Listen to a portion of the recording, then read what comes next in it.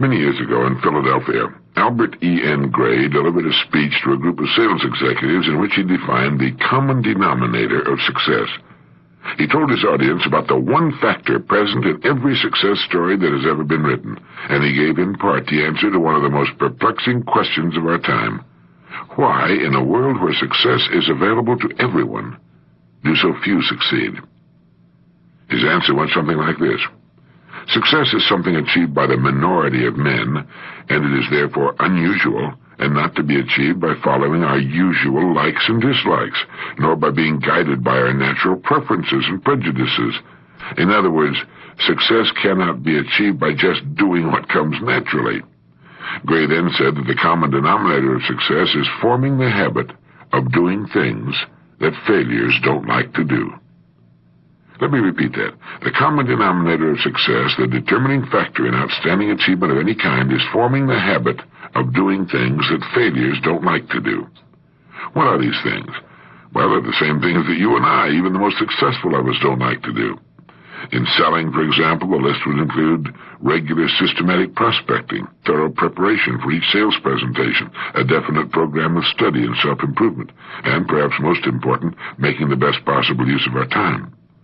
How are successful people able to form the habit of doing these things regularly, while failures seldom do them at all, much less form the habit of doing them? The answer is quite simple. Successful people are influenced by the desire for pleasing results. Failures are influenced by the desire for pleasing activities. They're inclined to be satisfied with such results as can be obtained by doing things they like to do. Now, early in his career, the successful person forms the habit of planning his days in advance, sticking to that plan if possible, and getting the greatest good out of every available hour. I'm certain you'll agree that this isn't as easy as it sounds. There are distractions that tend to undermine even the best plans. There's often something we'd rather do than our work. Now, it would seem to be natural to yield to these distractions, to allow ourselves to get wrapped up in some unproductive activity. But remember, success is unusual, and not to be achieved by following our usual likes and dislikes. The hours we spend on the job are devoted to many different acts.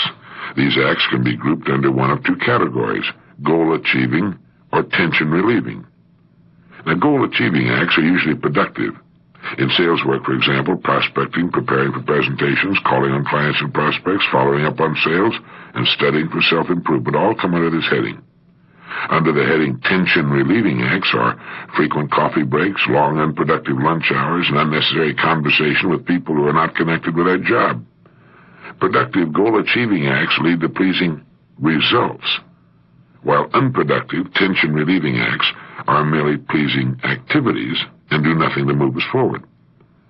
Of course, people need to relieve their tensions, too. They need coffee and lunches, but one of the secrets of success is knowing how to keep our unproductive time to a minimum while concentrating on those acts that are most productive and lead to pleasing results.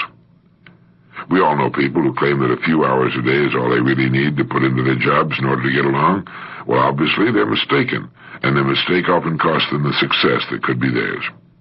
There never has been, there is not now, and I don't believe there ever will be a time when a person can achieve anything outstanding by working only a few hours a day.